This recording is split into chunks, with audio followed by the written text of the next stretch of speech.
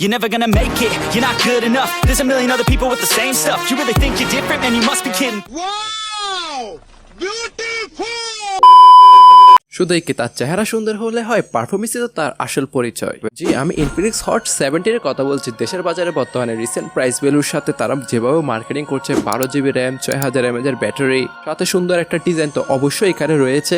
But Infinix এখানে তাদের গ্রাহকের সে ভ্যালু কিংবা ডিমান্ডটা আসলে পূরণ করতে পেরেছে হট 70 দ্বারা। যুগের আগে সকল প্রশ্ন উঠতে থাকছে এই ভিডিওতে। শুরুতে তার আমি ডিজাইন দিয়ে করতে চাই, কারণ খুবই সুন্দর একটা ডিজাইন, তার সাথে ব্যাকের ক্যামেরা মডিউলটাও ইউনিক ভাবে প্লেসমেন্ট করেছে এবারে। যদিও বাজেট ক্যাটাগরি কাতারে পরে, এখানে ফুল বডি প্লাস্টিক, তার সাথে IP64 এর মতন একটা রেটিং দিয়েছে। ওভারঅল 7.4 মিলিমিটার থিকনেস আর 195 গ্রাম ওজনের সাথেই আসে। এদিক দিয়ে মোটামুটি ঠিকঠাকই ছিল। সাথে ফ্রেমে কিন্তু আমরা এক্সট্রা একটা অরেঞ্জ কালারের বাটন দেখতে পাচ্ছি, যেটা স্মার্টফোনটির লুক কিংবা ফ্রেমটাকে কিছুটা ইউনিক করে তোলে। যদিও এর কাজ আপনার ক্যামেরা কন্ট্রোলিং কিংবা বিভিন্ন AI ফিউচারের ক্ষেত্রে। যার ফ্রন্টে ব্যবহার করা হয়েছে 6.78 ইঞ্চি মাপের একটা IPS LCD প্যানেল। এখানে 120 হার্জ রিফ্রেশ রেট থেকে শুরু করে তো আপনার 700 নিটসের HBA মিনস আপনার হাই ব্রাইটনেস মোড রয়েছে। সাথে 500 একটি ডিসপ্লে। এই অবধি ঠিকই ছিল, বাট HD প্লাসটা আসলে কি বলবো আমি জানি না। যেহেতু বর্তমানে সকলে স্মার্টফোনের দাম বাড়তে বিধায় আসলে 20,000 টাকা প্রাইস পয়েন্টের মধ্যে আপনি এখন HD প্লাস ডিসপ্লে পাবেন, যা বুঝছি। তাই এখনই দেরি না করে যদি 20,000 টাকার মধ্যে আপনি হট 16 Pro কে দেখতে পারেন, কিংবা হট 60 দেখেন, কিংবা আপনার টেকনো স্পার্ক 40 Pro যদি মার্কেটে অফিসিয়াল ভাবে দেখতে পান 20,000 টাকার নিচে, তাহলে চোখ বন্ধ করে নিয়ে ফেলেন বস। সময় কিন্তু খুবই সীমিত, কারণটা আমি আপনাকে একটু পরেই জানাচ্ছি। ওভারঅল যদি আমি ডিসপ্লে কালার ক্যালিব্রেশন নিয়ে কথা বলি, এখানে কিছুটা রেজুলেশনের ঘাটতি রয়েছে, তা মানতে হবে। পারফরমেন্স সেকশন নিয়ে কি বলবো, মিডিয়াটেক হেলিও G100 আলটিমেট, যেটা 6nm নটের উপর তোর একটা অক্টাকোর প্রসেসর। আসলে 20-22,000 টাকা প্রাইস রেঞ্জের মধ্যে যদি অফিসিয়ালের কথা ওঠে, তাহলে এটা মোটামুটি বেস্ট একটা পারফরমেন্স বলা যায়। যদিও ডে বাই ডে মাল্টিটাস্কিং থেকে শুরু করে টুকটাক লেভেলের ইউজিং এর জন্য এটা আপনার হ্যান্ড ওভার করতে পারবে। আমার খুব একটা প্রেসার ক্রিয়েট করা যাবে না। সাথে পাবজি গেমটি 1080 FPS আর ফ্রি ফায়ার গেমটা আপনি আরামসে প্লে করতে পারবেন। যদিও গেমিং সেন্টার একটা স্মার্টফোন না, ক্যাজুয়াল টাইপ গেমারদের জন্য টার্গেট করেছে। চিপসেটটিকে ভালো বলার কারণ এ বাজেটে, কারণ অফিসিয়াল ক্ষেত্রে যদি আপনি ভিভো, রেডমি, শাওমি এদেরকে দেখেন, তাহলে ওরা সেম চিপসেট দিয়ে কিন্তু চলে 50,000 টাকা মিনস আপনার প্রাইসটাকে। সে বিবেচনায় 20,000 টাকার মধ্যে তারা চিপসেটটা ভালো দিয়েছে। হ্যাঁ, অফিসিয়ালের ক্ষেত্রে, আনঅফিসিয়ালের ক্ষেত্রে আপনি কুছ লেট থেকে ভালো চিপসেট পাবেন। ওভারঅল পারফরমেন্সের ক্ষেত্রে ডিসেন্ট একটা রেজাল্ট পাবেন। আর কিছু টুকিটাকি AI ফিউচার, হ্যাঁ AI ফিউচার ইউজ করার জন্য আমরা র্যাম ভ্যারিয়েন্টও একটু বেশি প্রয়োজন। যদিও out of the box Android 16 তার সাথে XOS 16 এর সাথে এসেছে, যেখানে এবার XOS 16 কিন্তু অনেক ভালো করেছে।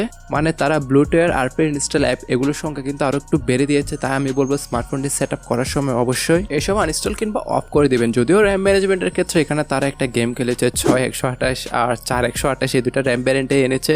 4128 এর দাম অফিসিয়াল ক্ষেত্রে আপনার 19,000 টাকা, আর 6128 এর দাম অফিসিয়ালের ক্ষেত্রে আপনার 22,000 টাকা গিয়ে পড়বে। মানে এই প্রাইস পয়েন্ট আসলে আমি কেন আপনাকে ইনফিনিক্স হট 16 Pro নিতে বলেছিলাম, কারণ আমরা আন্ডার 20,000 টাকার মধ্যে তারা কিন্তু এখানে ফুল HD প্লাস তার সাথে অ্যামোলেড ডিসপ্লে অফার করছে। এর থেকে বেটার বলবো আমি, যার ফলে হয়তো বা ইনফিনিক্স তাদের হট 70 কে বাজারে পুশ করার জন্য 16 কিংবা 16 Proটাকে আস্তে আস্তে বাজার থেকে সরিয়ে দিতে পারে।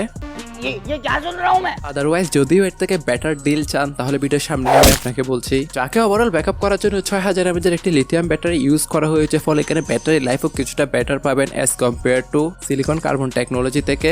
আর এটিকে চার্জ করার জন্য তো 45 ওয়াটের ফাস্ট চার্জিং ব্রিক বক্সে দেওয়া হবে, তার সাথে 10 ওয়াটের রিভার্স চার্জিংকেও সমর্থন করে। তাই সে তার ব্যাটারি কম্পেনসেশনকে ভালোই রেখেছে। দেন সেকেন্ড লাস্ট যদি আমি তার ক্যামেরা নিয়ে কথা বলি, তাহলে এ তো 50 মেগাপিক্সেলের জাস্ট প্রাইমারি সেন্সরটাই কাজের। আর ফ্রন্ট ফেসিং 8 মেগাপিক্সেল একটি ডিসেন্ট সেলফি ক্যামেরা। কেন 8 না দিয়ে 12 কিংবা 16 মেগাপিক্সেলের সেলফি ক্যামেরা দিলে মোর দেন বেটার হতো আমি মনে করি। যদিও ব্যাক ক্যামেরা দ্বারা সর্বোচ্চ 2K তে ভিডিওগুলো রেকর্ড করা যায়, but overall back camera quality এ বাজেটে অন্য 10টার মতনই ছিল। আহামরি খুব একটা যে এনাফ এন্ড গুড ছিল তাও না। সর্বশেষ যদি এক্সট্রা ফিউচার নিয়ে কথা বলি, এখানে আপনি সাইড মাউন্টেড ফিঙ্গারপ্রিন্ট সেন্সর থেকে শুরু করে হেডফোন জ্যাকের গর্ত আর প্লাস কিছু টুকিটাকি সেন্সর পাচ্ছেন। ওভারঅল আসলে এই বাজেট হিসাব করলে আপনি যদি আনঅফিসিয়াল ভাবে দেখেন, তাহলে আপনি IQ Z10X এর মতন একটা স্মার্টফোন দেখতে পারবেন আনঅফিসিয়াল বাজারে।